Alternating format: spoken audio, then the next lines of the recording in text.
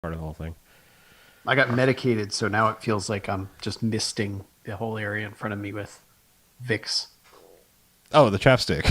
Yeah. Okay, I just put it on the line, so I was gonna let Oh. I was gonna let it dangle because that's where we came in. It was Yeah. I got medicated. I got medicated. Yeah, I was like, wait, what? Yeah, see? What'd you do? I just figured Medicated. I'd let it linger for those that just might be joining. Yeah, man. I rub it on my gums. That's how I get it direct. That's pure. Oh, the white horse. Oh, that's the fucking Von Valdez shit right there. It's the waxy horse. Oh, boy. So, Chuck, what do you have aside from what we both watched? Like, I keep seeing you reviewing stuff on Letterboxd, and you never talk about it here. Yeah, because nobody cares. I have 2 movies I can talk about. Nobody cares, Chuck. That's why we're here. Yeah, No, literally nobody cares. that's not true. Do we have to hit like one of our like 25 or 50 things where people send us nice things about us getting them through tough times and all that kind of stuff again? Because No, there are so many movies not worth talking about. all right, It's a struggle to even get 3 sentences into Letterboxd on them. So, no, I have 2 actual movies I can talk about. but you could weave a tale around it, like why you decided to watch it in the first place, or anything. It would be a lie. Oh, all right. Well, most tales are, Yes. especially told by white people. Well, let me tell you a story. All right, there's a tweet, I just retweeted it. Good job. and there's a Discord thing. Man, you're on it, man. Holy shit! I haven't even like opened up the live chat yet. What's going on with me? Close I can't even find the Discord. video. Get ready to get some infinite loop action because that damn fiber is Oh. so fast. We got to talk about how he enters the room. However, the YouTube app is super slow to load. Yeah, The it is. YouTube app See? is Told you. super slow to load. Like The once YouTube it's app loaded, is the super slow to video load. started really fast. But Roar. The YouTube app is super slow to load.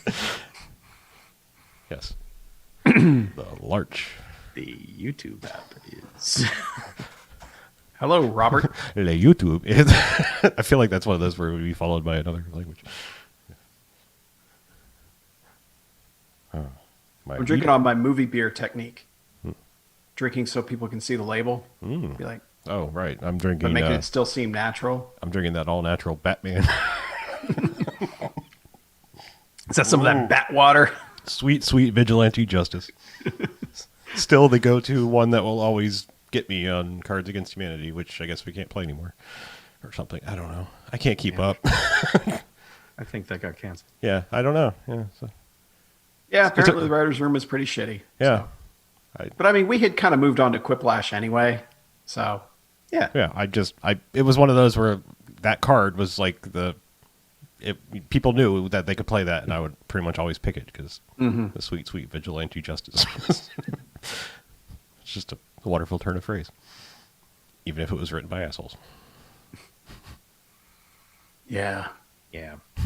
Much like our content. Yeah. We don't write this content. Oh, well, I mean, Yeah, hey, you can tell. our heads do on the fly. All right. I am going to start recording just so I have a That's great. baseline. That's fantastic. Yeah, it's good to record when you're doing a podcast. At least that's what I've been told. Mm-hmm. I don't know if that's a lie.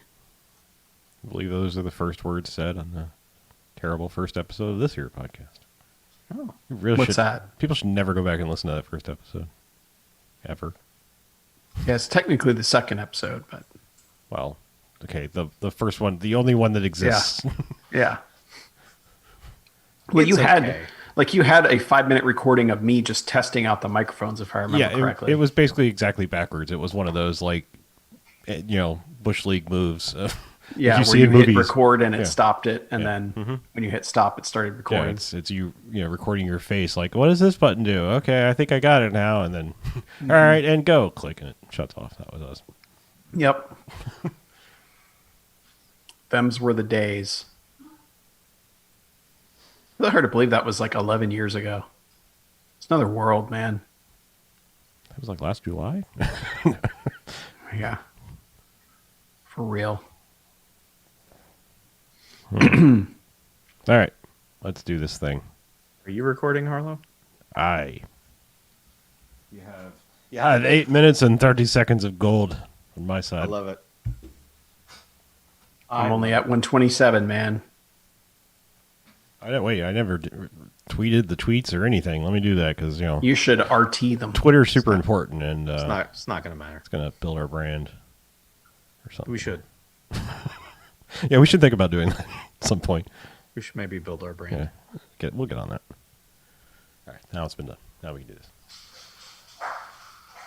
Oh hell no! What up, dog? What the hell was that?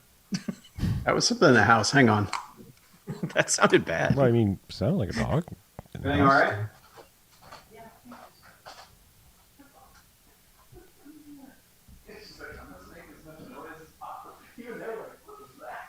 Ghidorah. King Ghidorah. Right? Am I saying it right? Ghidorah? Ghidorah. Ghidorah. Ghidorah. Yes. Milady. Tipping of 3 fedoras intensifies.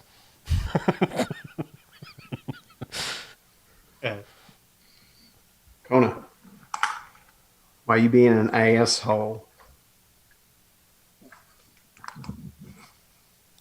Oh, hell no. What up, dog? Say hello. Say hello. You here for the cast? Speak. Here's a song sound only dogs can hear. Oh, no. Kona. What up? Oh.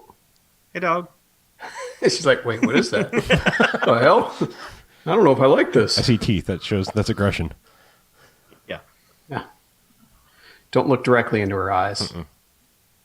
Present the back of your She'll palm. come at you. Present Looked in the, her eyes, Ray. don't present the back of the palm like this. I'm doing that for camera purposes. I Like, should just hold her like this. It'll keep my. Wow, it's blowing me out. Yeah. Hey, Hey, what's going on? what you guys doing? this is how we Hey, build our Kona. brand. Dogs. Kona, We should have done this a long time ago. go get your chew and do not chew it on the hardwood floor like you always do. Right. I trust that you're going to do the right thing here. We believe in you. Yes, I'm letting you go free. You can Say do it. goodbye. Just want you to know we're all counting on you. She just looked at me like, are you coming or what? Nope. Keep walking. All right. Freaking fire now. Woo. All right, let's do this. All right, and welcome to the Bamfcast Variety Hour. Hey. Best Cast Variety Hour. Yeah. Ow. Episode 15. 15. You never keep track. And You should get a post-it note and just put it on your computer there. That says, I'll just make tick marks, like Yeah, I was gonna say, make your tick we're in marks prison on the basically, wall. so I mean it fits. Yes, because we're still coming to you from the quarantine bubble as everything is, and so yes, we're not doing what we normally do, but the randomness that we are doing is being presented to you by Harlow. and Mackie.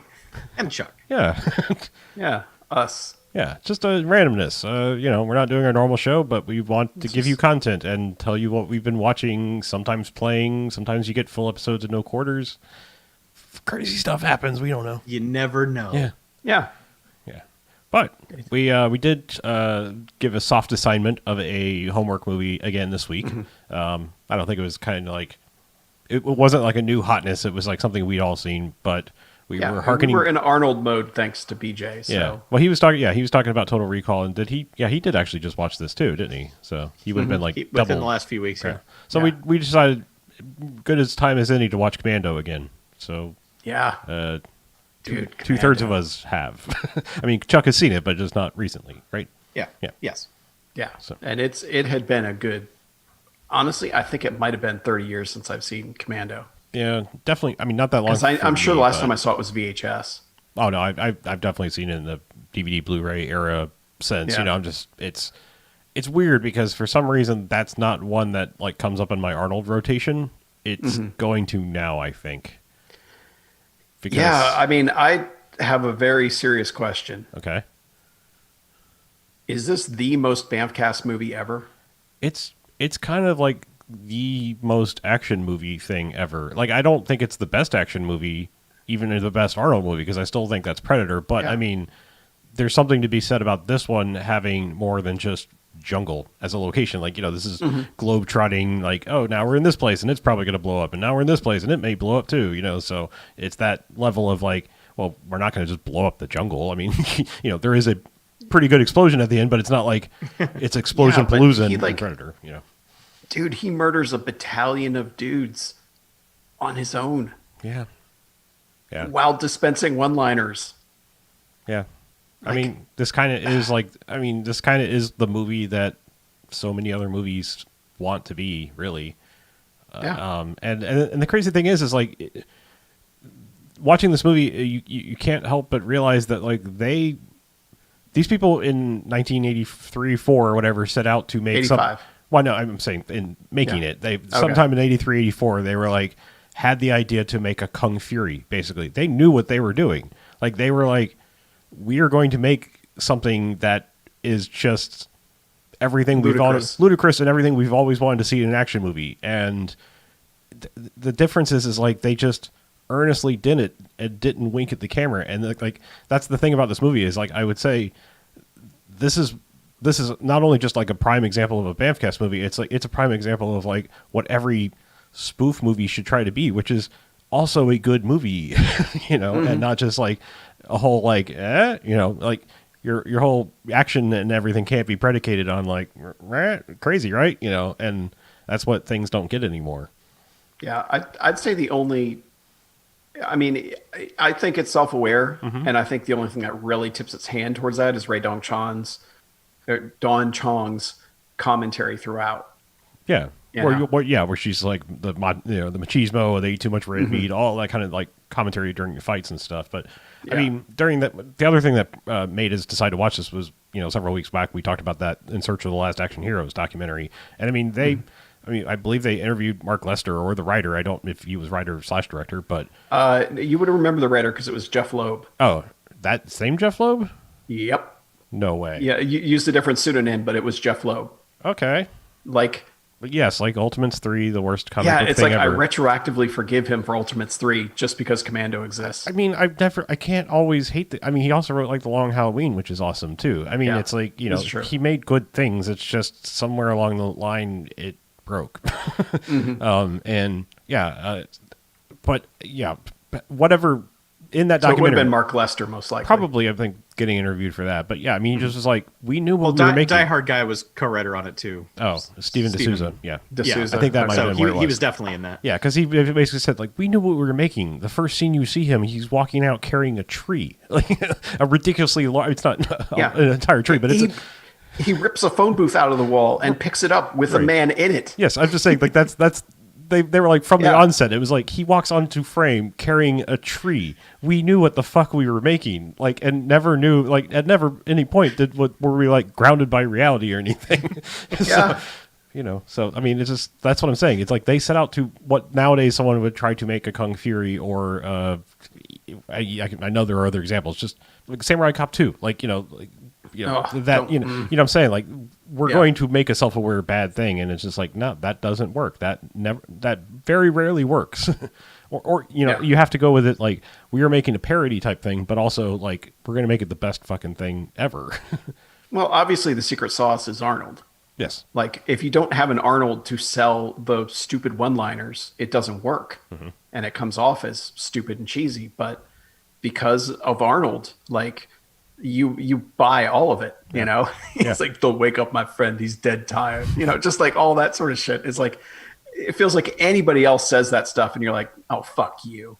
But this one you're like, oh, fuck yes. I mean, Stallone in his day when he would grumble stuff was pretty good at that too. I'm just saying, like, there has to be like Arnold says those bad things with like a zest, like he's excited about saying this bad thing. Oh yeah, like other people, Dolph, Sly, these people kind of just grumble it like, this needs to be said. I don't really want to, but what else do you say but stick around? You knife a guy. Like, I mean, it's just like it's almost like a begrudging, like, oh, just so badass, but I gotta say this. So I mean, the gleefulness with which he just drops them is great. Yeah. Including dropping the guy. Like, I mean, that's the thing, is like several of the kills get multiple puns or whatever one-liners attached to him, because like he drops the guy, I lied, and and then it's like, Yeah, she's like, "What'd you do to I him?" let him go. Yeah. I mean, it's just it's fantastic. Yeah, and that's the thing, is like it's so good, and I can forgive Ray Dong Chong's. God, I keep saying Ray Dong Chong's character. It's hard to say. I've run into that before. Yeah, but like RDC, I can forgive her character being, like she's basically annoying cousin from Ong Bak. Like, which I guess that's what I was going to ask beforehand. Like, what is the name of that trope? Because I know it shows up in a lot of Asian films, and I don't know how long it's been around. Yeah, but it's kind of like the commentary sidekick almost. The short round. Yeah, I mean, it's the comic relief sidekick. The fucking Tom Arnold in True Lies. But I mean, like, it's way more prominent in in Asian movies, I feel like. Sure. And it was kind of like we got away from it. Like I almost feel like Tom Arnold was the last one like that from True Lies, because it really, like, Samuel L. Jackson could have been that in Die Hard with a Vengeance, but it's kind of like he becomes such an important character to the story that it's almost like it erases that trope almost to me. Yeah, except I take a little bit of issue with RDC being pegged as that, though, because like I would say the more prime example of that is Maria Conchita Alonso in The Running Man, because like she's dragged along, and really, other than once she's thrown into the game and then suddenly kind of has some skills for survival, like outside of the game, she's a fucking wet blanket, hindrance. Like there's no reason he should drag her along. And to a point, yes, Ray Don Chong, but it's like she eventually turns useful. Like, I mean, like that's the thing. And you wouldn't get the rocket launcher scene without that character. Right. So. I mean, she becomes useful along the way. And that's the thing, is like, that's also what's kind of strangely refreshing about this movie, is like, even the daughter isn't helpless. Like, she's obviously gotten some, base level stealth training, as shown in the beginning of the movie when she's trying to sneak up on her dad, and then she's like prying the boards out to escape at the end. Yeah. I also love that the opening credits are like a montage of the best dad on earth is Arnold. Yep. Like after walking away with a tree, he's suddenly like, "I'm raising this daughter the best I can."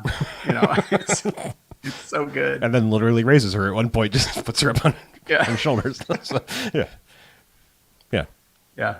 But no, I'm saying, like, she's not even useless. Like, that's why, I mean, like, this is kind of refreshing, because it's kind of weird, because so many other movies of this era, it's like, well, throw the female character in who's just gonna slow them down. Yeah. Well, and I think that's why it works, is because she eventually is chipping in and has a purpose in the film, as opposed to, and I mean, granted, she's just like, once they're like, all right, we got him to the island, he's got to kill literally hundreds of guys now. Like, they're like, all right, say goodbye, hop back in the plane. Right. Yeah, you just keep radioing the general guy. Well, I'll go murder the entire island. Yeah, but it just feels like so many cliches are birthed directly from this movie.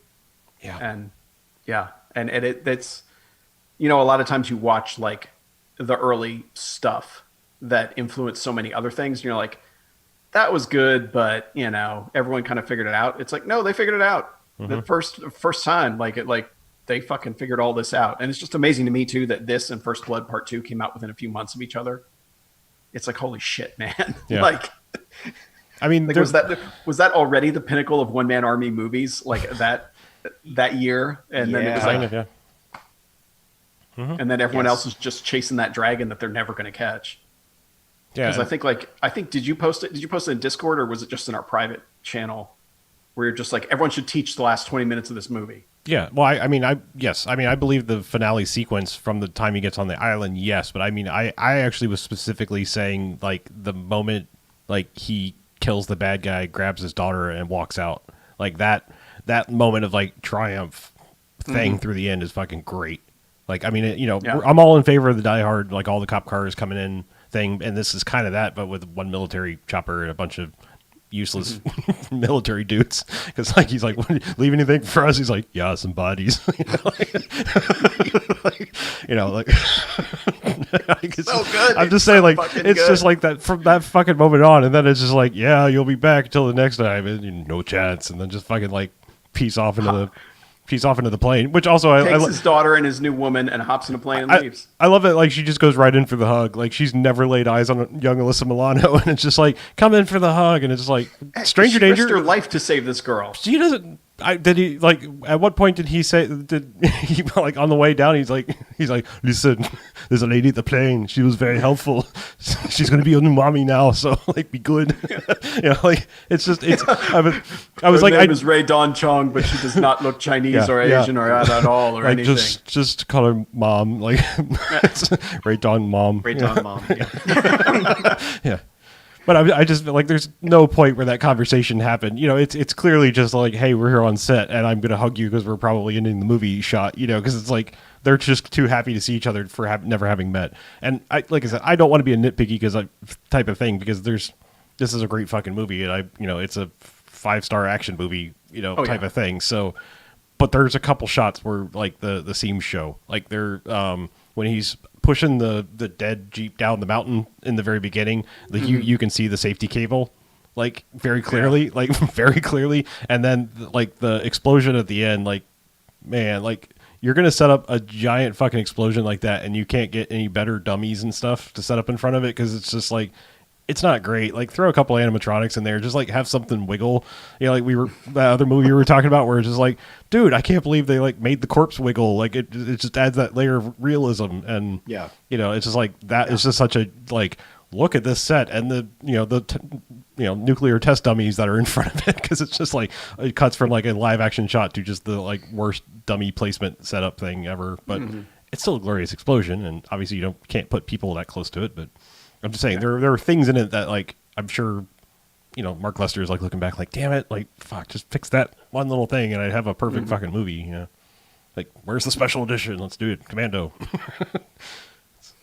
let's just fix like also the squib budget on this like probably has to be like higher than like most indie movies nowadays even like it's crazy just how many squibs go off in this movie. To the point that it's like at some point they were just like, we're out of fucking squibs because some dudes just are like, and like don't have the squib. It's just kind of funny because you've seen so many dudes just blast open from squibs that it's clear they just run out at a certain point. Yeah. But no, it's great.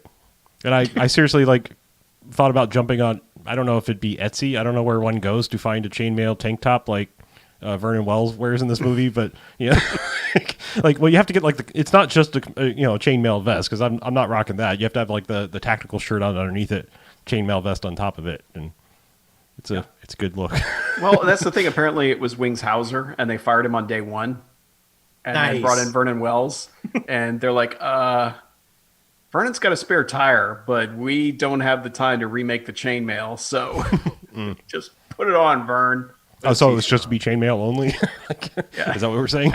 I don't know. Oh man, Wings Hauser in just a chainmail tank top, like that would have been a sight.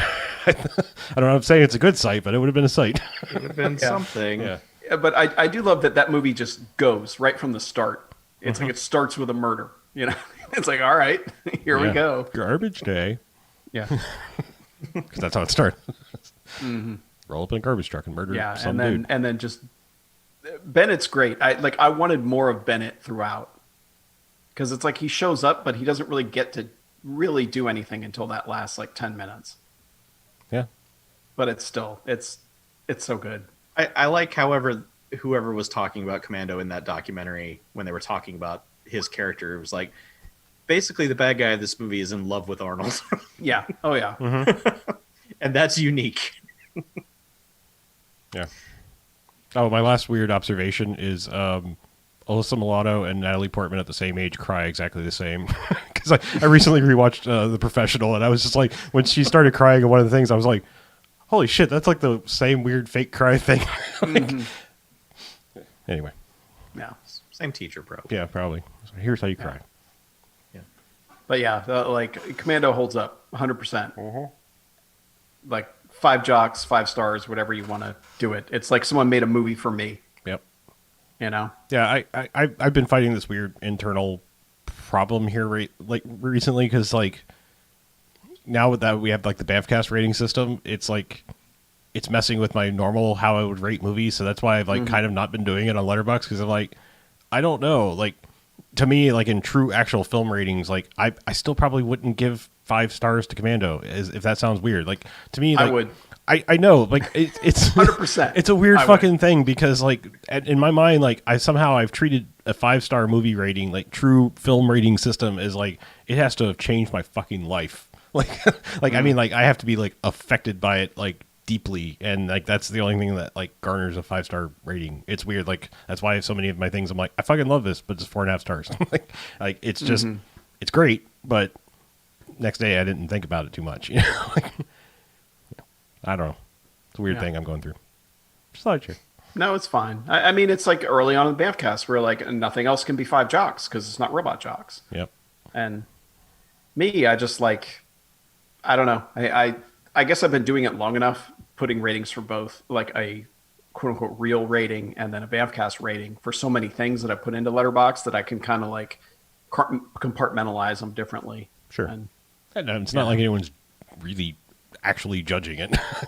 I mean, who gives a shit? I mean, I've like, you know, to me, Letterboxd is a persistent online journal. Basically, it's just like, what did I watch? And I really don't give a shit about other people's opinions. Like, you're better off. You're much better off. I mean, I do and I don't, but I mean, like, Letterboxd is, let's be frank, is not the place for good film discourse. I mean, generally speaking. I mean, if you have a good set of friends, sure. And it's sad is it really used to be. Yes. Like it honestly did. Like when it started, there were so many people I followed that I was just like, I don't care if you wrote a 10-page essay on fucking Saw 4, I'm going to read it, you know?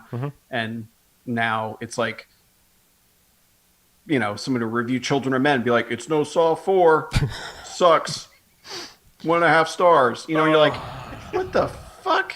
Like, you know, it's just garbage now. And it's, the sad thing is it's chased off people who were really good.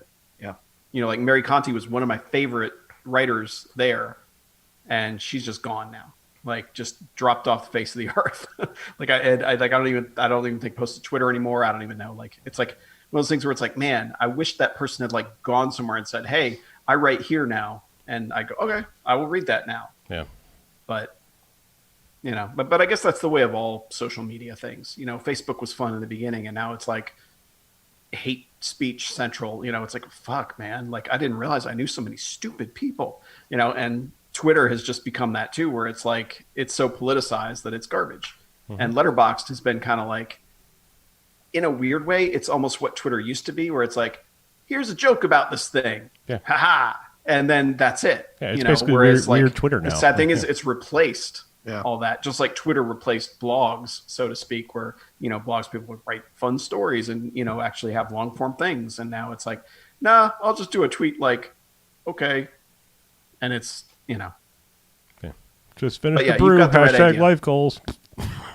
yeah, you've got the right idea to just leave it, Yeah. you know. And it's like, that's also why, like, I didn't even, like, I want to do my like super big write up of how I feel about Palm Springs, so I can just kind of like keep the feeling I still have about that movie and actually put it in writing. So like when I read it 5 years from now, I can know where my head was at when I talk about that movie and why I love it so much. But, you know, it's like just reading some of the trash that people post is like, like, why should I even bother? Like, why should I do this? Yeah. And it's going to be strictly for me, but I just haven't had the motivation or the time. That's what I'm saying. I treat it like a persistent online journal that is quickly and easily accessible from devices. Like, and it's just, oh, what did I watch? Oh yeah, that, cool. Yep. Yeah. And it's great for end of the year when you're making your lists.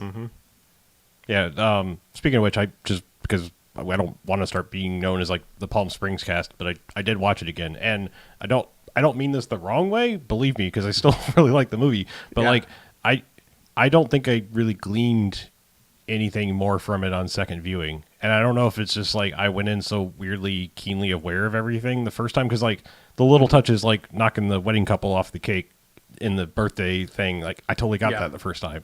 Like I don't know, there was like one thing that started up and I was like, oh, I bet I didn't catch that before, because and this is not spoilery at all, but believe me, there's a part where somebody is putting up the letters on one of those little removable signs outside that points to their wedding, and it's a shot from behind, and for all I know, it could have been Kristen Milioti. It's just like same kind of hair, it's from behind. And for a second I was like, oh, that's one of the things she does in the morning, even though it doesn't make sense on the timeline of what happens. Yeah. But like, I was like, I bet that's something I didn't notice, that the sign just becomes increasingly like, I don't give a fuck, just like letters missing, or it just says, fuck you.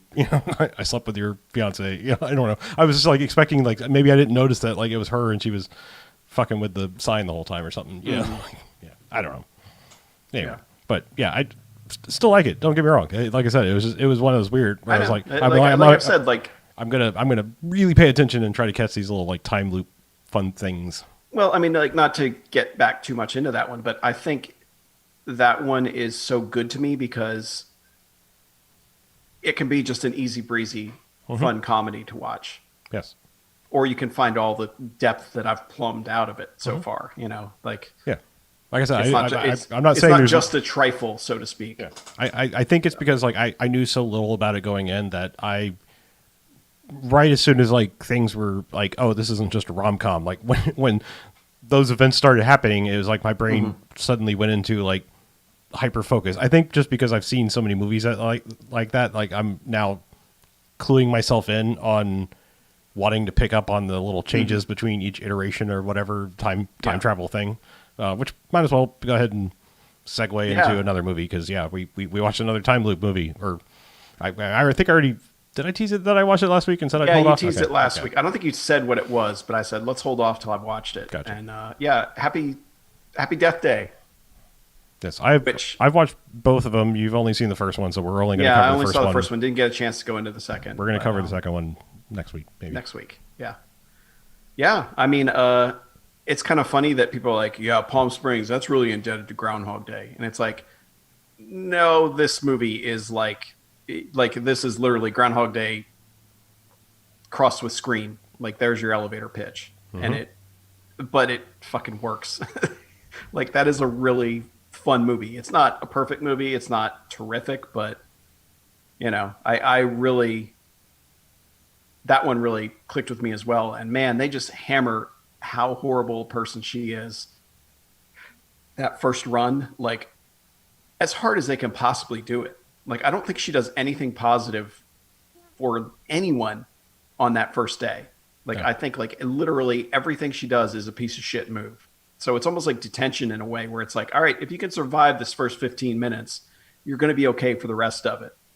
And obviously, having me like that character by the end is a real feat by that actress, to pull that off, and a feat of the script. Yeah. Which was written by another comic book guy, Scott Lobdell, which is really weird. But apparently, like, the director threw out the majority of it, aside from the premise, and just kind of rewrote all of it on set. So there's, some debate about how much was written by him, but, he got the screenwriter credit. So what about, I mean, I don't want to talk about the second one yet, but do we know, did he...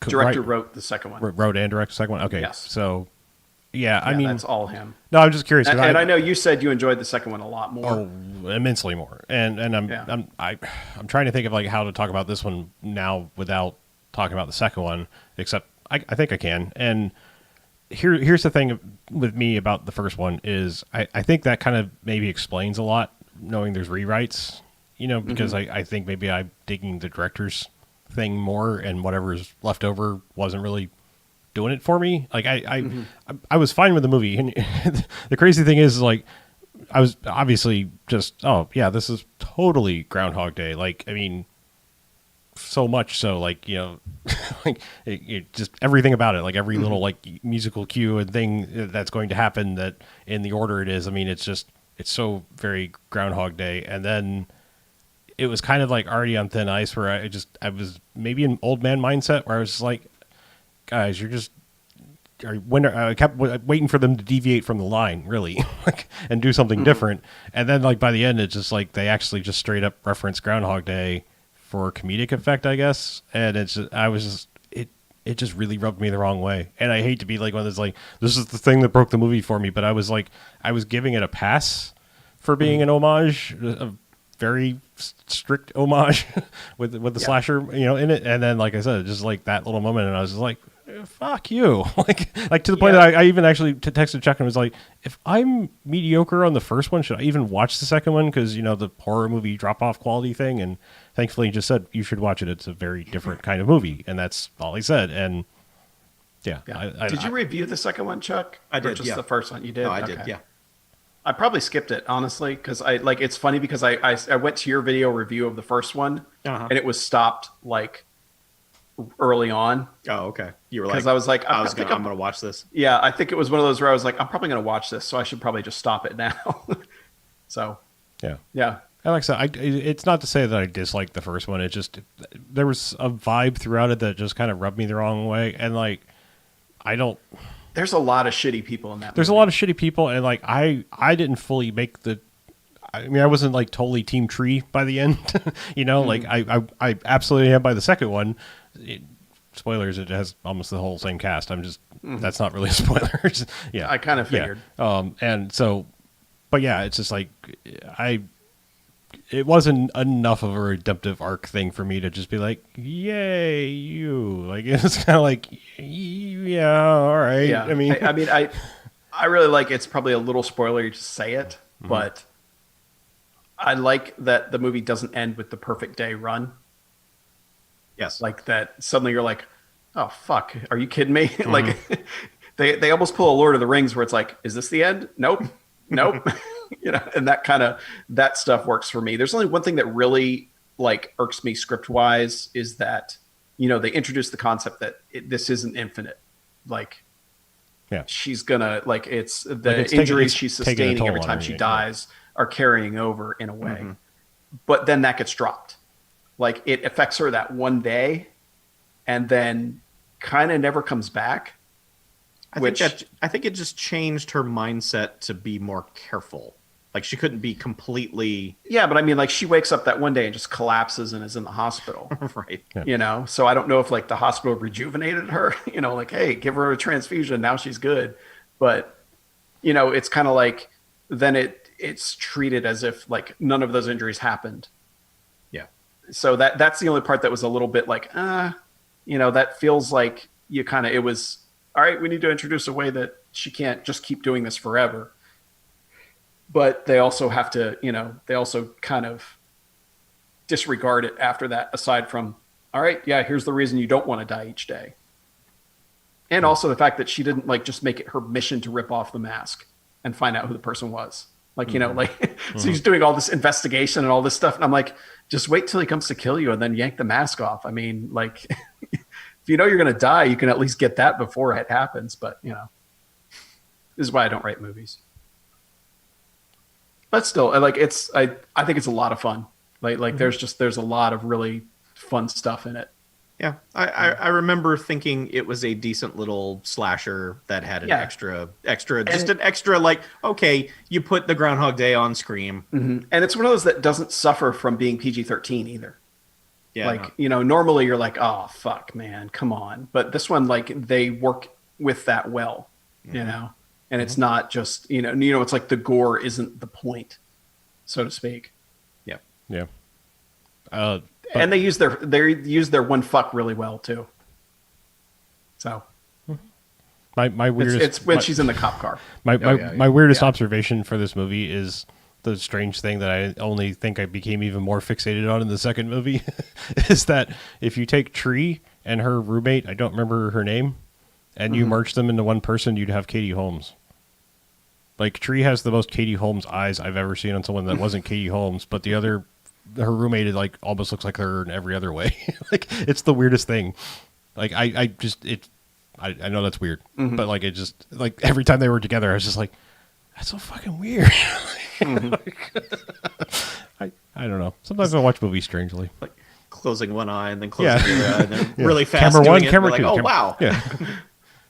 Yeah. I don't know. Yeah, like I said, the first one, it was it was coasting by as a slightly better than good, I wouldn't say great thing. And then it was just it pushed it back down to squarely good for me with that blatant shitty reference at the end where it's dude, either the people that you're making this joke to that would go huh? They're either not going to get it or they're going to be old enough that are going to be like me and be like, fuck you, I got it. Like, I saw Groundhog Day. And who the fuck Well, and Bill it's Murray also is. the character that delivers it probably would have delivered it way earlier in the movie. Yeah. Because there's a very specific conversation where it should come up, but it doesn't. So, Yeah. yeah. Anyway, we'll wait to talk more but about it in a second one. I liked it a lot. I think it's worth checking out. Oh yeah, absolutely. I mean, especially when I talk about two, it's integral. Like, you can't skip. It's not one of those like, I like two more, so skip right to it. No, you Absolutely do have, not do you that. have to watch Happy Death Day to watch Happy Death Day 2. And Yeah. it's just, I will have more to say when we talk Okay, about the second so one. I will watch it between now and then. Jen really liked it too. I Okay. was surprised, but yeah, she really enjoyed it. So. I will be interested she to is hear not- all she your is- thoughts on two. Yeah, she is not a horror movie person at all. So It's yeah. it's just got that thing. It's I mean, it is a horror movie, but it just has another layer to it of like, I can enjoy this. This is not wallowing in, Yeah, and the suspense scenes of like, oh no, she's alone. We're gonna shoot from across the room, as if someone's following her. All those scenes work, traditional horror way. They work really well, and those were the ones where Jen's like, I shouldn't be watching this. I should not be watching this movie. I'm like, don't worry, it's gonna be fine. She'll live. Get her watch the Final Destination movies. I mean, they're very similar in that it's just like, I don't know. They're like, it's like campier Friday the 13th, where it's just like, what fucking, why is somebody gonna die now in this weird scenario?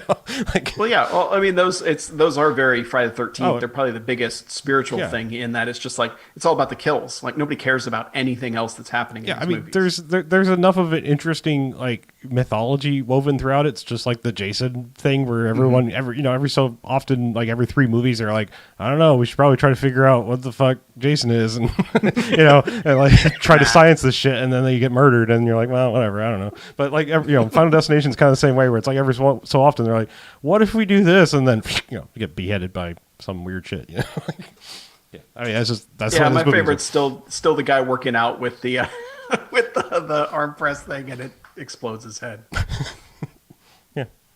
Yeah, there's so many good ones. The train one is the one that always gets me. I think that's from the original. I think It that's is, just. yeah. I think that's just like one of the ones I like when I saw that was like the shocking like, oh, like they could do anything like thing. Which, oh, by the way, I don't want to completely double back to Commando, but it's one thing I meant to bring up that something about this makes me think is Commando is also doing things where, like, as a 12-year-old brain, you're like, well, why can't you just do that? Like how he escapes off the plane that's taking off, and you're just like, in your brain, you're like, yeah, the physics this all seems like you could do this. Like, you're hanging on a wheel and you fly like over, Beavis you and fly over Butthead. water, and you It's just like Beavis and Butthead jumping out of the trunk, and they're like, if we run really fast in the same direction, it'll be fine. I'm just saying, like, that's like I really appreciate Commando for just like so many scenes of like, yeah, I don't know, in desperate situations, yeah, obviously the first thing I would do is not try to break the glass, but I would do it with a bulldozer. Like, that's how I'm going to break into the gun store, not just, like, and like I said, the Final Destination movies kind of have that, where it's just like you feel like there's like some writer's room where they're just like, well, I have this idea for a kill, yeah, but how do we get them there? Like, how does it make sense, and how is it still shocking? Like, Well, yeah, and that one dude that gets blasted through the chain link fence. It's like, what is this fence made out of? Razor blades, like facing directly at him? What the fuck? I don't know, but call that fence company because they're fucking good. Yeah. So I lost my segue somewhere along the way, but going back to Commando again for a moment, I have to talk about watching Commando that has Vernon Wells as the chain mailed vest wearing bad guy. I was like, man, I should probably watch Road Warrior again, and so I did. And then I started to watch Fury Road after that, and had to stop because we came in here to do this. Oh, why'd you skip Thunderdome? I still haven't watched Thunderdome. It's like it's like I've 30, seen the half a first good two a movie. few times. I was going to say now. 33% to a half of a good movie is Yeah. Thunderdome. Isn't it once the kids show up? That's when it's Yes. like, all right, just shut it off. Yes. Yeah, That completely opposite of the feral child showing up in Road Warrior, which is awesome. Right. Like, that kid's awesome. The kids to that just show up and it's like, how to buzz. And it's like, nah, fuck off, orphans. You have special Thunderdome, vision. you can literally watch George Miller going off to make Babe. Which I didn't realize he didn't direct the first one, which is weird. He wrote the first one, didn't direct it, wrote and directed the second one. Like, that's such a weird fucking thing. Who directed the first one? Don't Some know. rando? Yeah, random. Like, I wasn't a name where I was like, oh, yeah, them. But he has the weirdest fucking film history. Made Witches of Eastwick, Lorenzo's Oil, Happy Feet, Babe. I mean, it's the weirdest fucking thing. And then he's just like 30 odd years later, he's just like, you know what? No, not quite 30 if you go for that. I always forget Thunderdome exists, but you know. But yes, almost 30 years after Thunderdome, it's like, yeah, I think it's time for another Mad Max. And I mean, I guess it's my internet hot take. And then he fucking shows up and shows everybody how it's done. Yeah, my internet hot take of the week is, all right. Yeah, all right. I know. Oh, boy. Road Warrior is a really good and really influential movie. Fury Road is like a million times better, like in every conceivable way. And I know like nostalgic people are just like gonna like start blowing a gasket, but think about it like this: like it's all original parts returning, and he had almost 30 years worth of filmmaking experience to learn from. And unlike someone like Scorsese, he got better. And most people do. Like, He did direct the first one, by the way. The first what? Babe? Mad Max. Oh no! I meant Babe. He did, for whatever reason. George Babe. Miller Okay, wrote. I thought you were talking- No, he wrote the first Babe, did not direct it. But like, Okay. yeah, no, I'm sorry if you meant. I thought I meant Mad Okay, Max. okay. You said he went on to make Babe. I could have sworn he directed Mad Max. No. The sentence was he went on to make Babe, and I was like, actually, he didn't direct it. He just wrote that one, but then directed the sequel for some strange reason. Yeah. But anyway, I mean, he is a director who obviously learned something and learned from his craft and got better. Like not everyone is Scorsese or George Lucas. Like they don't get worse with age, crazier with age, or whatever. Increasingly obsessed with like coffee table books. His movies, I think they could just get complacent with age. Yeah. They're not hungry anymore. Yeah. I mean, I don't know what drove George Miller to make Fury Road, but it is. That's the thing. That's the weird, rare thing is that he was just like, you know what? I feel like being crazy again. Yeah. It's like, okay, cool. It's fucking amazing. Like, I mean, like I said, do not get me wrong. Road Warrior is great and it is super influential, but Fury Road is like, it's like turning the dial to 111. It's like it's insane. Like it never fucking stops. Like it, like him pissing in the beginning of the movie is like the only time that movie is not moving like fast. Like it's insane and colorful and crazy and Yeah, I said it back when it came out. I was like, it's an entire third act as the entire movie. yeah, it's so good. It's a fucking masterpiece. Like it's God. Like it's one of those things that just. Like the only thing that broke it, seeing it, was just having someone get super hyped for it, which I don't blame them. I'm just saying, like, I think it hit us at the wrong time where we were like, I don't know. Like, I think the world was also different then, and other people's opinions was something you just immediately got challengey on when they were mundane, and so like. Someone would say like this movie's great, and like part of you is like I don't know, I'm gonna go see it and figure it out for myself. And now it's just like that doesn't matter anymore. And I don't think that opinion would faze me anymore. But it sort of minorly tainted it, where I was like I kind of want to argue with you on the internet, but fucking facts are facts. That's a goddamn masterpiece. Yeah. Yeah. I like this new character. Yeah. I kind of want to argue with you on the internet. It's your contemplative uncle. Yeah. He's not a dick. He's just I'm contemplative. gonna think about posting before these racist things are in my head. I'm gonna think about I think it. I want to have a word with you. Wait, Let me get this right. am I the bad guy? Shit, I might be the bad guy.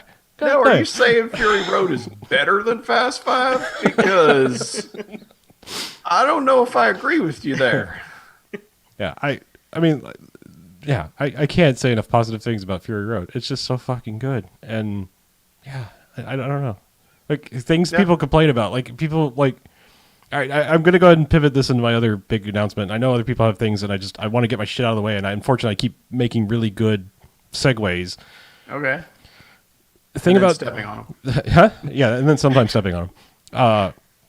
Like people who do not appreciate when the Doof Warrior shows up in Fury Road don't deserve good things in life. Like people that are like, that's what I was taken out of the movie. I hope you enjoy eating like bran cereal with no sugar or whatever the fuck your life is about, because if that doesn't like immediately reach down to the cockles of your fucking heart and just just swell them up, I mean, I don't know what's wrong with you. Because while I'm talking about shocking things, I'm going to move on to talking about something else that I want to recommend. If you thought 2020 couldn't make any less sense, I think that's grammatically correct. I'm about to recommend an anime. Oh my god. Yeah. What? Okay, so because some people are like, and other people are like, ugh, I'm going to say it's anime adjacent and let you and ease you in from there. So whatever reason, I think because I've been playing 5,000 hours of a never-ending samurai game here lately, I was like, my first thought was like, I should give Samurai Champloo another try, because it's the same guy that made Cowboy Bebop, and Cowboy Bebop is one of the few rare, like, actually awesome anime things. And I can agree with that. And I could just never get into Samurai Champloo. Like, there's just something off about it, and I was going to go try it again and hopped on and tried like another couple episodes, and I may finish it this time. I don't have a lot better to do, but in searching for it, I discovered something else, and that is on Netflix. There is a Netflix original from sometime last year. It is basically a anime music video for an entire album by Sturgill Simpson, who you may remember as the guy who sang the song for The Dead Don't Die. However, Sturgill Simpson, being kind of a crazy musician, kind of known as a young Waylon Jennings, decided to just put out a full-blown fucking rock album too, not country even in the slightest, and that's what he made this musical thing for that's anime-esque. And it's very animatrix in that they got several people together to like do their own style throughout. There's not really a story per se. There's kind of a persistent story that will just jump into other wild styles and go to other seemingly unrelated things for a little while. But I kind of fucking love it, and the music slaps. It's real good. So what is this called? It's called Sound and Fury. It's Sturgill Simpson Presents. I mean, if you just Sturgill Simpson into Netflix, you will find it. But it's called Sound and Fury. It's only about 48 minutes long, I think. And my transition from all this was, there was a point like after I watched it. I don't recommend doing this first, but after watching it, I was like, what does the internet think about this? Like, I discovered this. I'd never heard of it.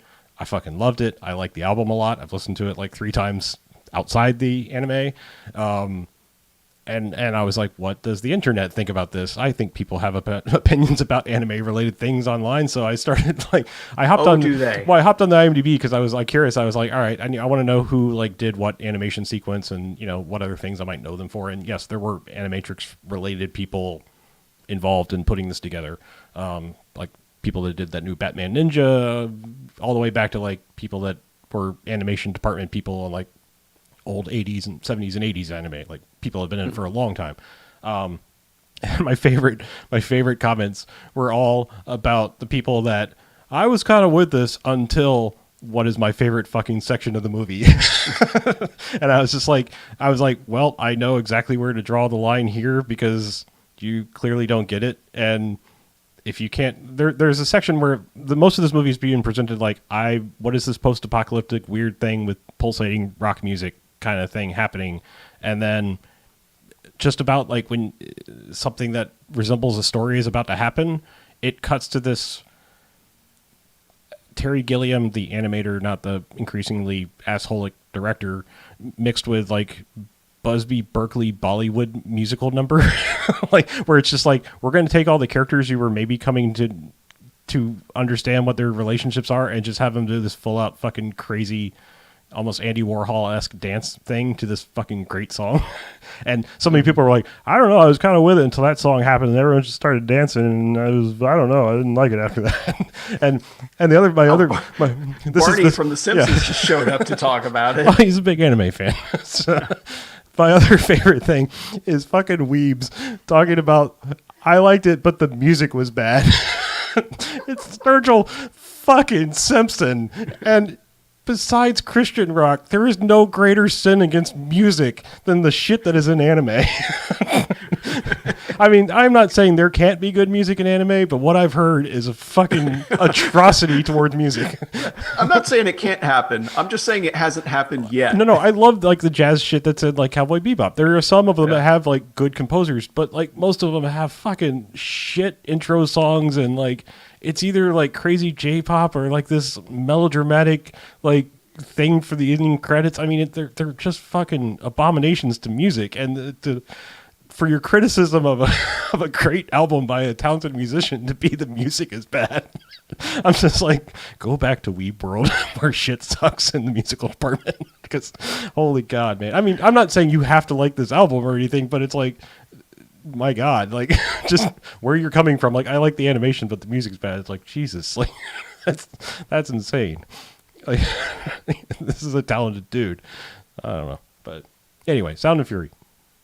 Give it a try. It's fucking wacky.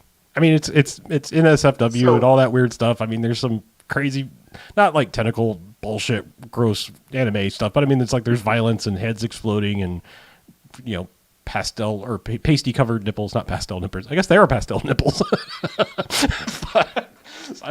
Sorry. I never knew that's what pasties No, was short I meant to say pasty, but I was like, well, they really kind of are pastel nipples. No, there's pasty covered nipples and things like that. I'm just saying, like, it's not like, oh my God, you know, not safe for work. I'm just saying. So maybe if I listen to the album first, will I spoil myself? No, not. I think it was just like he composed an album and then it was like, maybe he's a fanime. I don't know. Like he was like, do this for me. Fanime. Yeah. Son of a bitch. Yeah. I don't know. I don't know what the genesis of it was. I don't know if it was like, I mean, animation takes a while to do, so I would assume it was happening as the music was being created, but the music does not, other than a couple of like times where it's like, yeah, we're going to fucking have the characters sing the lyrics or something like that. It's like, it doesn't, it's not about what's happening at all. So, yeah. But, Good Look is the name of the song I fucking love. And the second that I love. Yeah. Or A Good Look actually is. I will give the album a listen tomorrow. Okay. Oh, like I said, I mean, you may surprisingly like the anime. It's like, it's not like one of those like abstract, like what the fuck. I mean, it is to a degree, but not like, yeah, because it did the best thing you can do with an anime, which is remove story. Just give you pretty things to look at. I thought most anime did that already. So. Well, I mean, they just put the bullet in the dying man with a quill in his hand that was trying to write something like a story. And she's like, we'll just play music over it. It's probably for the best. Works for me. Yeah. Now that I've intrigued, offended everything to do with anime, what else has anybody else been watching? Yeah, Chuck, what do you got, buddy? Oh, okay. Well, thanks for letting me follow anime. So last week before the show, Harlow was talking about having rewatched Jerry Maguire. This was already in the works before that, but this prompted me to do it. I've been trying to figure out something to do to get me out of my abstract funk of like not knowing what to do at any moment, and therefore I end up not doing anything because I can't decide. So I decided to make a plan to go into the filmographies of some actors that I like, that I knew are like 95% complete, and be like, I need to watch the last like 3 or 4 films this dude made, you know, and then I can say I've seen every film. I'm done. Eric Roberts. Not doing that. No, I don't know. You might have enough time. Depends on how long the pandemic was. Yeah. But anyway, so there were 4 Tom Cruise movies that I had not seen yet, and Jerry Maguire was one of them. I had never That's seen a Jerry weird one Maguire. for you to have not seen. It was just. I just could probably introduce. I could get you a VHS copy. I'm pretty sure. Oh yeah. I'm pretty sure it was one of those like the hype surrounding this movie is insane. I will wait for it to die down, and then just time marched on. Like Jerry you will with Palm Springs, most likely. I'll get there. Yeah. 'Cause time is short. I don't have the amount of time from Jerry Maguire to now for Palm Springs to then. I ain't gonna make it that long. That's a good point. Yeah. That is I'm a not gonna very make good it. point, dude. So Jerry Maguire is a great movie. It is a terrific motion picture. There's a lot of good speeches in that one. Good speeches, absolute batshit insane acting going on. I like how through the opening credits is almost a movie in and of itself, in that it is a character having an emotional journey as the opening credits play out. Like, his character's arc happens in the first 5 minutes. The rest of the movie is just kind of dealing with that. Did you think the kid that flips him off uses his ring finger too when you first saw it? I swear to God, that kid uses the wrong finger. I think you might be right. Because I mean, like, Yeah. I mean, I've seen it so many times that like I've never like done the like the old Blu-ray feature of like let's zoom in and enhance, but like Right. I swear to God, it just looks wrong when he's like, "Fuck you, man," and turns around. He's and gives also him a ring. child. And Right, what does yeah. he know about flipping people off? Enough to say "fuck you." I mean, he got the words and tried to do the motion. It seems like maybe. I mean, his dad was a hockey player, so. Yeah. That movie is it's terrific. It's charming and funny, and I have some minor quibbles with it, but I think that's kind of a remarkable romantic comedy kind of thing that doesn't fall into too many traps that those movies before and since do. I kept waiting for like, oh, this is going to be one of those movies where a huge thing happens and it's just, oh, it's Jerry Maguire done fucked up and now he's got to crawl his way back into the good graces of Renee Zellweger, and that's not what happens. Her character is so much smarter than the usual kind of person in these movies is. I think the thing Harlow and I were talking about last week before the show was that her crux is basically go fix your own shit. Mm-hmm. Yeah, I'm not fixing your shit. I can't fix you. You got to do it. So I think I that's fascinating to me. Mm-hmm. That this movie just basically doesn't coddle this character, this Jerry Maguire character. It's not just like, oh, we will all help you figure out who you want to be. It is, no, dude, you figure it out, and when you do, let us know. Yeah, you'll just have Renee Zellweger waiting in the wings. Sure, yeah, which will be fine. Yeah, it's minor incentive. Sure. And, of course, the cutest kid who's ever been in a movie ever. So. Yep. Oh, yeah, the kid from that vampire movie. Uh-huh. Yeah. Vampire movie? Yeah. He was in a He was vampire like he was a little vampire. Yeah, that's, I believe, the name of the movie. I'm not aware of any other filmography except for his brief showing up in whatever that fucking plane movie we watched for some reason. Like the old version of him. Oh. Yeah, where it was just Altitude. Like, yeah. Where it was just like, why'd you get Jerry Maguire? Oh, he's gone. Yeah. It's like, oh, nice to see you. I mean, I guess kids got to eat, go to the zoo. Yeah, I kind of been wanting to watch Almost Famous again because I've heard a few podcasts about it lately because it's 20th anniversary and all that. And I remember seeing that at a preview screening, and I haven't seen it since. And I remember being like, that was all right. Yeah. But there seems to have been like this cult that's come up around it. So I kind of want to give that movie another shot and see like if I like it more. It's me. I'm part of that cult. I fucking love that movie. Yeah. Yeah. Yeah, I would watch Almost Famous again. Yeah, and it may be my own fault because like that was when I was going to a preview screening literally every week. You know, there were some weeks I'd go on Tuesday and Thursday if we got them because I was working at a TV station and they were very easy to get. Yeah, that's one of those odd movies where I equal it. Like there's a fairly extended cut of it that's out there. Yes, isn't it just called Untitled? Something like that. But it's one of those weird movies where for brevity's sake, I mean, if you just want to re-experience the theater thing, I would say watch the original one. It's fine. Like it's one of those ones where like either version is perfectly fine, kind of like Apocalypse Now. Like it's like sure, I don't mind the section per se, but it's also not necessary. Like the other version's fine too. Like it's one of those that, unlike Blade Runner, where it's just like there's clearly a way to do Blade Runner. It's not the original one. And it's just like it's one of those strange ones where it's like, yeah, watch whatever cut. They're both fine, really.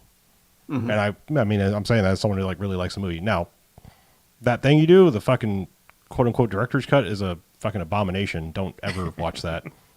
Like that breaks that entire fucking movie. That turns the first act into like 2 hours long. It's weird. It's like if it's like fucking forever before they become famous in the cut. It's all before they're pre-famous, and it's like shitty. So weird. Anyway, So as I often do, there's one just super minor thing in Jerry Maguire that for whatever reason made me laugh like an idiot, and I will remember for the rest of my days. And someone, speaking of Letterboxd, made this one observation their entire review, and I don't want to make it sound like I'm stealing that person's review, because I didn't know that someone had written that sentence before I went to go check out Letterboxd afterwards. But there's a scene when he's in Renee Zellweger's house where he hits his head on a light fixture. And I'm like, this movie is pure science fiction. Tom Cruise is 5'7". He's not hitting his head on shit. Damn. wow. Okay, yeah. I was like, where are you going there? Damn. Okay, yeah. But yeah, he awkwardly stumbles into a light fixture that's hanging from the ceiling. I'm like, no. I'm that tall, and I would not hit that light fixture. Have you ever, Lies. This movie is pure have you Hollywood ever hit fantasy. Have you ever hit a light fixture, Chuck? No. No, not even like a real low hanging Not like even arm dining room. outstretched. I couldn't hit it with my on my tippy toes. I couldn't hit it. I've seen some I've hit a people's. lot. I've seen some people's like dining room table chandeliers where it's like you like the light like a foot off your table. Like, what the fuck is this? So anyway, that's my fun Jerry Maguire observation. So then I went on to the next movie in his filmography that I hadn't seen, which is The Last Samurai. And really so that's an Edward Zwick movie, which he made Glory, and I think Glory is probably one of my top 3 favorite movies of all time. So I was surprised I hadn't seen this. It's okay. It's fine. It's entertaining and watchable and fine, and not what you think it is. It's not like, oh, he is the last samurai. That's demeaning towards the actual samurais. That's not what the title means. That's not what it is. But it's just so familiar. It's just guy gets taken prisoner and learns the ways of his captors, and then decides he likes them more and fights with them instead. Man, why That's didn't it, really. I remember that movie? I could have avoided going to anime. But hey, I found some anime I liked, but Yeah. I forgot about Last Samurai. Yeah. It's, I mean, Yeah. it's entertaining, and it's a pretty movie, even though it has that weird early 2000s. Let me tell you, okay, the real problem with The Last Samurai is that they were like, well, we'll just CG this up. We'll make it look like the crowds are bigger. And it's just like, oh, God, you just animated a bunch of nonsense and wanted me to believe that's people. That's not people. I don't know what the hell you think that is. That's like the same dude on a horse cut and paste like 18 times. It's real bad. CG was real bad in that movie. But yeah, Last Samurai is fine. It's there's not a lot of Tom Cruise running in it, so I don't really give it a lot of high marks. Man, I He's literally gotta run. I shouted at the screen when he started running in Jerry Maguire. I was like, he's running. Well, he was trying to be a samurai. He wasn't Ronin. Yeah.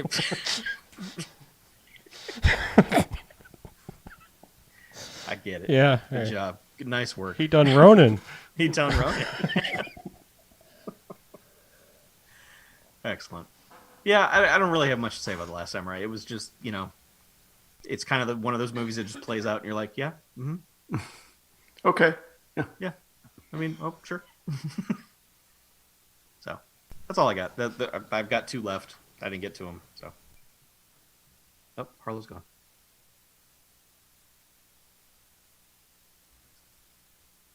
What happened? I don't know. He left. So I'm trying to find where to find the director's cut of Almost Famous. But it seems like you can only basically buy or rent the regular cut. Wasn't there one DVD? I think I had it way back when, but that's long been sold off. Or it's sitting in that box that's at Harlow's of all the DVDs that I never got rid of. Oh, yeah.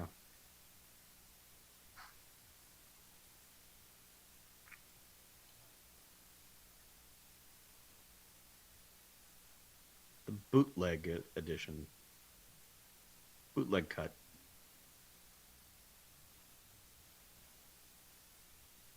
Yeah, that is what they called it, isn't it? Mm-hmm.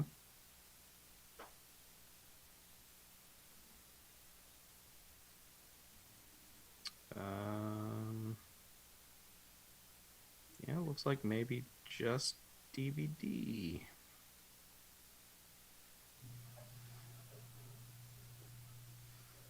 Yeah, that's the problem with our all streaming future. Mm-hmm. Unfortunately, is we've There, basically done away with special features. there is a Blu-ray of it, but it is out of print. Yeah, and I don't care that much. Oh wait, no, here's one. The bootleg cut, $15 Mm. on Amazon. Hmm. So yeah, it's out there. All right.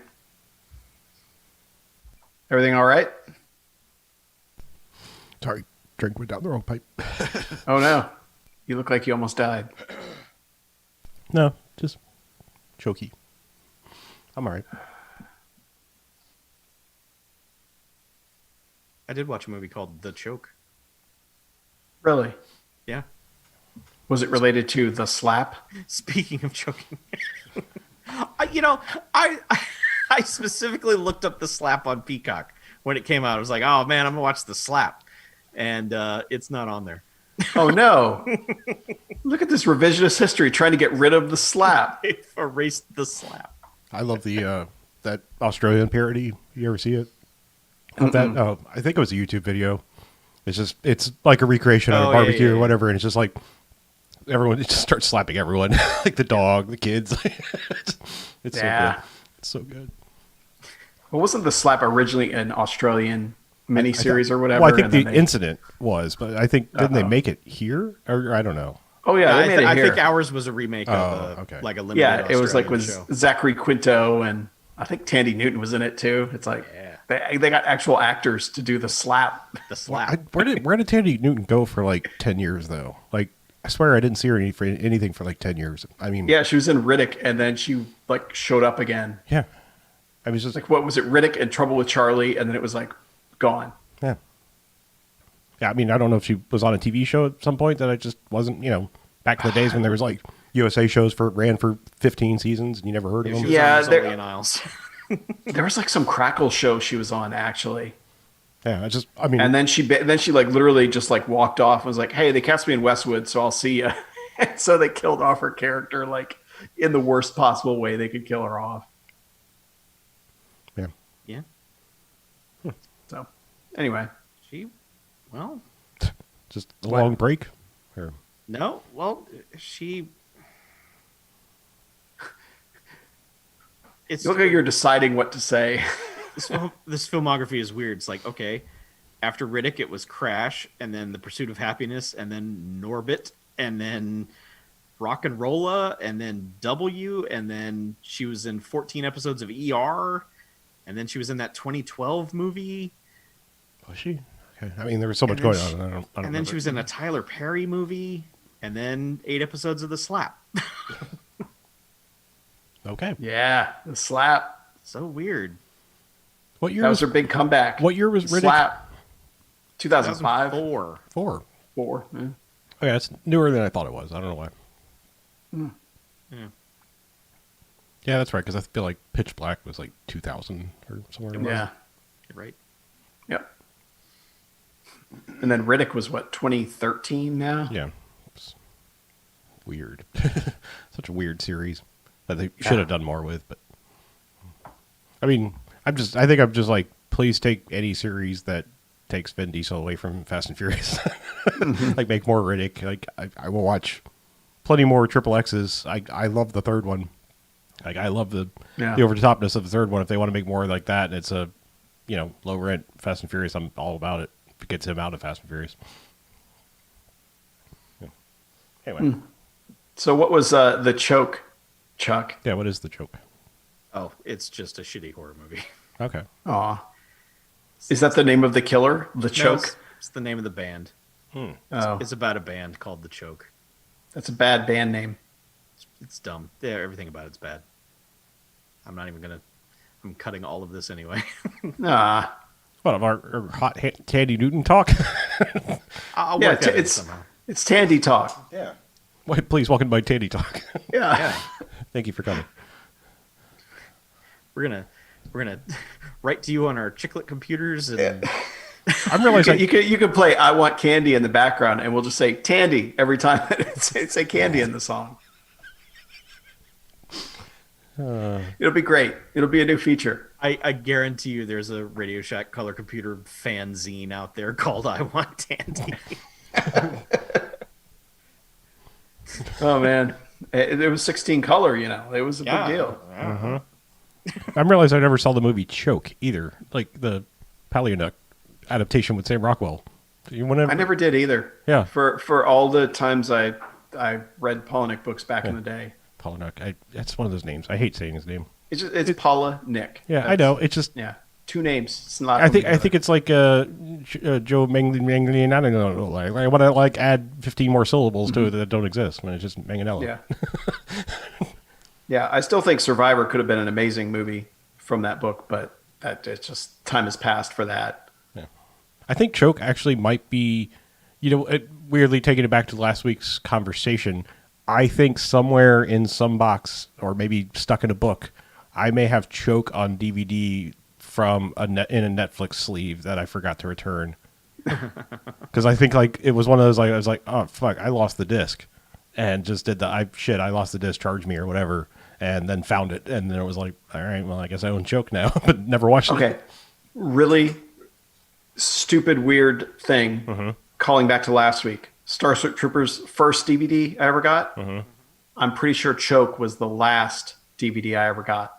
Because it sat on my little entertainment center for 4 months, and I was like, I've just paid $9 a month to have this sit here. I'm wondering if that was right around the time the streaming started too, if I'm not mistaken. I'm wondering if I'm misremembering this. Perhaps I had your Netflix copy for a while because you were like, I just been hanging on to this. I'm going to watch it. Maybe that could be it. Maybe but you got I know it back. I had that. Yeah. That was the movie that I had for months, and just eventually just sent it back and said cancel my shit. I know somewhere, unless I was just moving or cleaning unless out. You still have it. Well, that's what I mean. I may have been moving or cleaning and just been like, fuck, what am I going to do this and throwing it away. But somewhere is one of those whatever funky sleeves we were talking about with a movie. Tyvek. Yeah. Yeah. So now we know the first and the last Netflix movie I ever received on disc. Amazing. It's just a journey through time, Chuck. Back in my childhood of 2013. Yeah. Yeah. I have one last little bit of ranting, and it's more that I want to rant / see if anyone else is having this, because I'm mostly platform agnostic. I'm putting that out there because that's another thing people like to freak the fuck out about. But I'm curious if anyone is using an Apple TV. Is their TV app the fucking worst thing at remembering shows you've been watching and you're I think it might be the worst fucking thing ever. I've had so many shows that I don't care how many times I've gone on Hulu and said don't autoplay shit, especially I at one point in time Hulu had a setting where it's autoplay the next episode, don't autoplay another fucking show, Right. if you're at the end of a thing or the newest episode. But it's back to doing that now, so whatever show it recommends will just start playing if I'm not there to hit the button immediately, and then it's trying to get it to go away from the TV remember that I watched it section is pulling fucking teeth. It's bad. I've had so many movies and things that I've watched to completion, and then it will pop back up and it's continue watching 3/4 of the way through. I'm I fucking finished it. It's not exclusively other apps either. It's their own iTunes movies are shit at it too. Really bad. I don't know. Generally, I'm increasingly disappointed with the Apple TV. It is the frustrations are starting to mount to a point where I'm just you know what? I don't think this device is worth it. I mean, other than that, the device itself, they're gonna. It's a code problem that they're both pointing fingers at, but it sucks that it doesn't do 4K YouTube right now. But that's because YouTube, as soon as they put the TV out, we're we changed codecs. And then they're we fucking hard coded it into the machine. And so that was just YouTube kind of being a dick as per usual to everyone, not just other big corporations. But other than that, it's I'm generally platform agnostic, but like to me, it's kind of the one device you can buy because at this point, I think like everything is on there except for maybe like Play Store stuff. But with Movies Anywhere, that should be on any of the other apps. Right. But like, I mean, because anything else, it's like, oh, but you got everything but iTunes, and that's kind of a big one. Like, I don't know. Like, I need to know someone. Does it have Spotify? It does now. Yeah. Because I know they didn't have Spotify for a while. Yeah. No, it's there's an app for it now. Okay. I'm saying like it's all the other ones are like going to omit some big names that they're just not going to play with. But I've always just like been waiting for like one box where it's like, fuck, just give me the thing that can access all the fucking services. That doesn't care. Like, I mean, Yeah, someone put out a box that doesn't have their own storefront, yeah. because then that's where the problems come in. Is like, well, we sell our own movies, so we don't want to deal with it. No, just give me a box that puts all the shit. Like, I think at some point Plex is going to figure it out. Plex just seems to be throwing everything at people, and I think they're just going to be like, hey, all the maps, you can just run them. Well, I'm in pretty sure Plex. the Plex just dumped a bunch of supposed channels, but aren't they just all the Peacock shit? Like, is Peacock just open source? Because I mean, it's like I feel like that's all they offered is like, oh look, we have an Unsolved Mysteries channel and a Bob Rouse channel. I'm like, those are all the things that are on Peacock. Like, Yeah, I'm not sure if some of that. I know some of that stuff is an overlap. I'm not sure if all of it is. I don't know. It's probably like that, Pluto and Tubi. It's like, hey, you got all these TV shows, right? Yeah, I don't know. It's just it's weird because it sucks because building the box and selling the box shouldn't be your thing. Like I know you want people to buy things from your store, but do that by making it the better experience. Like give people the choice. I mean, it's sort of like I honestly can't believe we're here again, and it's never going to come back around. But like, remember back in '96 or so when people were like, "You bundled Internet Explorer with Windows? Fuck yourself. That's a monopoly." And it's just like, Yep. like what? Like, how is someone going to download a browser? Are you going to like send them Netscape on a CD? You fucking dickholes. Like, you got to have some starting point, but. People can then download whatever fucking browser they want. And, Windows is just like, hey, buy our shit or don't, but it's all on there. That's the thing is like, I think they're finally coming around to like, maybe if we make the Windows Store good and cross device and things like that, people will just start buying shit here. And that's the thing is like, don't walled garden it. Just like, here's a box, but our store's better. Yeah. So, I don't know. Yeah. Whatever. Nah. I was saying for a while there, like when they got Amazon and things like that, I was like, Apple TV might be the one that can play just about all the major services now. Unfortunately, because I know there's a lot of people that just fucking hate Apple no matter what they do.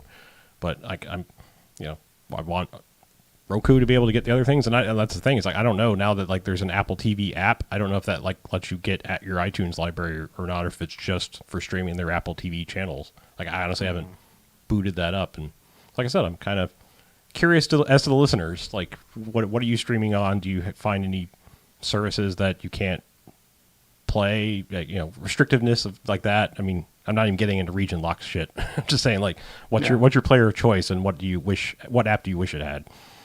Yeah, I mean, I have an NVIDIA Shield which runs an Android TV, and my problem is it keeps rearranging the channels on it, like basically the apps where you're scrolling through and you got your YouTube TV and you got Spotify and you got Hulu and Vudu, and it'll just like and it used to be the worst when PlayStation View existed. It would just be like, we don't have any previews, so we're just removing that from your front page. And I was like, this is the app we use 95% of the time we're using this machine. Like Android TV is really, really stupid in that regard, where it's just like, no, this stuff doesn't need to be on the main page, so we took it off. And it's like, no, that's what I use every single time. I don't get it. But yeah, the only thing that's missing is Apple TV. Yeah, and like I said, I think there might be an app for it now, but I don't know. That's what I'm saying. Like, because it's popping up on like smart TVs and shit, and if it's not there now, it might be coming. But I'm curious, and I guess I can do this myself because I think my LG TV has the Apple TV app, and I'm curious if like, is it just so you can watch their streaming shit, or is it like, oh no, here's your iTunes library that you can get at too? That'd be nice. Yeah. And like I said, I don't even care if you can buy on the device. That's nice that Apple finally let you buy a movie from Amazon or somewhere without going to another device. But I honestly don't give a shit. Like that's not. I have a phone. Like I can buy whatever on whatever. That's not. I just want a library there. Like when I go to my TV, I don't want to buy and search like the whole like web TV promises. I don't give a shit. Like TV is for showing me movies and television shows. Like and playing video games. I don't want to like do things I can do easier on a phone or computer with it. So. Yep. Yeah.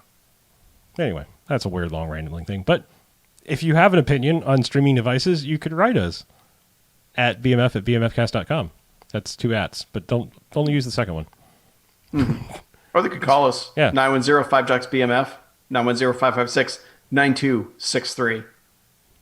They can awaken the Garfield phone. Yeah, also just bmfcast.com. There's all the various and assorted sites are on the sidebar. We also have Twitter, Facebook, all those nightmare hellscapes we mentioned earlier. But we're on there on all of them, so interact however you want. Also, the coolest thing you can do is, besides sending us voicemails and stuff like that, is jump in our Discord. We're there most days, Yep. Yeah. during the working American East Coast time zone. It's how we avoid doing work sometimes, and sometimes off hours too. But Yeah. There's I'll one jump in thing there at even 2 a.m. cooler when I than can't that. sleep. Oh, There's one thing even cooler. how can it be? BMFcast. Patreon.com/BMFcast. Oh wow, I have been one upped. Get bonus podcasts, exclusive stuff. Yep. Voting is back open for Bamcast Extra. Yes, breaking news. Yep. The polls are back.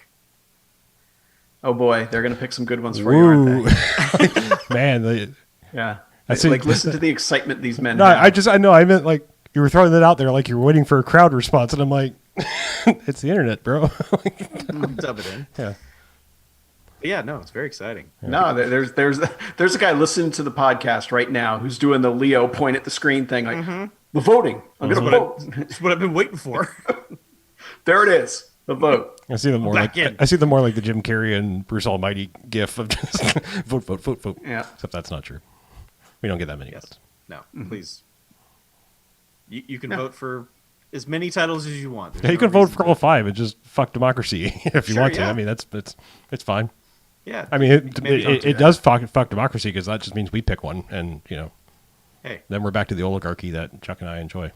maybe you just like seeing the numbers go up. Yeah. It could be just like Doctor Who, our other podcast, where they always say, "Hey, Amy, why don't you pick where we're going?" And then the doctor goes, "All right, I picked." Yeah, it's the Every time. it's the illusion of control. Yeah, Yes. That's all you need. we're gonna let Amy pick. No, the doctor already picked. Never mind.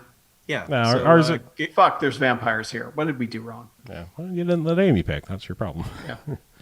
Yep. So yeah, give us $1 for the privilege of doing that for you. Yeah, Sure. Well, and the early access to the episodes. Absolutely. I don't Yeah, like so your. it's like 6 months ahead. So yeah. I'm Yeah. still not a fan of your tying us bringing voting back to a fee. There's still something not quite right about that. Oh, poll tax! Come on. No, give us money for the content. The voting is a right Whatever. that a you don't right for have the unless you people who give us have money. money. But I mean, yeah, unfortunately, Listen, it's not a perfect system, all right? It's the best we could do, man. Yeah, There's- yeah. Anyway, Christ. let's get Yeah, out we of need to here. get out of here. All right, I'm Harlow, I'm Mackie. I'm Chuck, and this is Bamcast Out. motherfuckers. Variety Hour Yay, variety hour. 15. Yes. All right. I guess Hitting we- stop so I can export. I guess we've all just like missed enough episodes at this point. We didn't even say anything about BJ not being here. No, I just think it's funny. Like I don't think we even like. Oh, BJ's not here tonight. Like I literally, we've now done this enough where people have missed. Well, it enough. feels like it feels weirder when we have all 4 of us. Yeah. That's true. It's just been that kind of. I just think almost every other time that I could recall, we've at least acknowledged like, oh, so and so's not here. Anyway, moving on. Like, BJ's just absent and forgotten apparently. Chuck can put something together. Yeah. Sure. Also, Just from that. here. You got to get Siri voice. Say.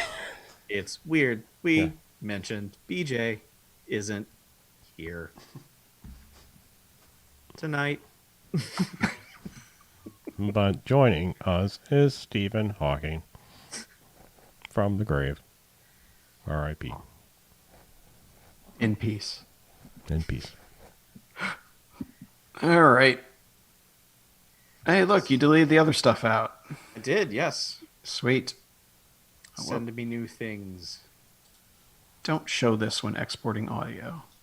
Okay. I'm not tagging any of this shit. If I do it, I'm going to edit in Audacity, damn it. I'm not going to use... No, not Audacity. What am I saying? Audition. Audition. Yeah, I've got to learn Adobe Animate now at work. Yeah. Have you ever messed with it? That is one of the programs I opened up for half a second and was like, I don't understand this. Yeah, but you're always in After... Well, you use After Effects? I use After Effects and Motion, yeah. Yeah. But yeah, there are some Adobe programs that I just open and I go, this is alien to me. I don't...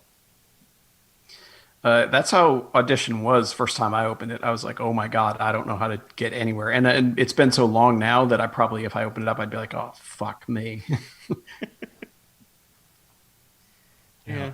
Audition's so weird because like that's just the weirdest thing to me still is that I can still see the cool edit DNA in that program and it's still just like so bizarre to think about how fucking long ago that was and they're on version 4 or 5 or I don't think they even number them anymore. No, I think it was like was it 7 before they like just for like fuck it it's a subscription service now. I think that was like their last like number or whatever. Yeah. Something like that. But I mean I don't think Audition got the number edits like all the other ones did. I think that might have still been like 4 or 5. Well, they started slapping years on them, basically. Yeah. I just mean like for the Audition longest time 2015. it was like it was Audition and it was Cool Baby with an Audition skin on it basically. Or Cool Baby, call it Cool Edit. Cool Baby's much different. Holy shit, where did that come into my brain?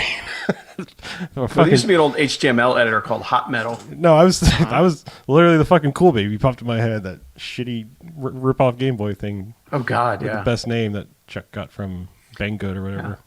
It's Yes. sad. I was thinking about today, like if we were to do a best of the generation episode for No Quarters like we did at the end of last gen, Yeah. I don't even know. Burnout Paradise. Burnout Paradise Remastered. Best of the generation. Could still play Rock Band 4. Yeah. Best of this generation too. It's just weird to be in such a completely different place about video games than I was at the end of that generation, where I was like, bam, I've got like 15, and I got to narrow it down to like my top 5. Like, and there was an immediate 15. Well, I was like, no, like I would recommend any of these to anybody. And here I'm like, I can help you. I mean, you've already said Hollow Knight would be in a probably top 5 of all time, so therefore it would also be top of the generation. Oh yeah, like I know like my top 4. Yeah. But after that, it's like everything kind of floating at around the same level for me. Because like you were talking about Last of Us 2, how much you liked it, and I was like, fuck, I need to play that one. And it's like, that might move it up the list, but I just think about like what I declared some years, and it was just like, Jesus Christ. I think Quiplash was one year. I was like, yeah, Quiplash, best game I played this year. And I wasn't wrong, but, what does that say? Yeah, I don't know. Last of Us 2 is such a weird thing. It's like I want to recommend everyone play it, and then also I'm like, don't. It's like it fucked me up. Yeah, well, and you think about things like Red Dead 2, where I was like, man, fucking loved Red Dead 1, and I like played Red Dead 2 for maybe 2 hours, and I was like, I'm not into this. Like, this is not doing anything for me at all. I still can't finish the fucking appendix or whatever the fuck it's called, the after part epilogue. Epilogues. I still can't. I've tried. Like I've gone back like 3 times. Every time I start up, I'm like, no. Everything about this is annoying. It just reminds me there's no fucking fast travel and shit. I don't know. I may have more patience now. Like, Ghost of Tsushima's, man, it's been a fucking roller coaster. My opinion on it. It's so weird. Yeah. Yeah. But yeah, no, Last of Us 2 is like it's one of those weird like game of all time things, but also like never. I don't want to see it again. I don't want to touch it. I don't want to play it ever again. Like, done. Yeah. One and done. Yep. Anyway. All right. My thing has uploaded. So I'm going to get out of here. Are we still online? I'm Mackie. What? Take us yes. off. Bye, Okay, we are everybody. online. They were getting all this hot bonus no quarters content. Yeah, there you go. Video games. Good night, everybody. Yeah, Resident Evil 2 is pretty good. Pretty high up there. Yeah. Game of the generation. Kyle. And they got, I don't know about that. and they got 3 now. Remastered. Yeah, I bought it. I need to play it. Yeah. Yep.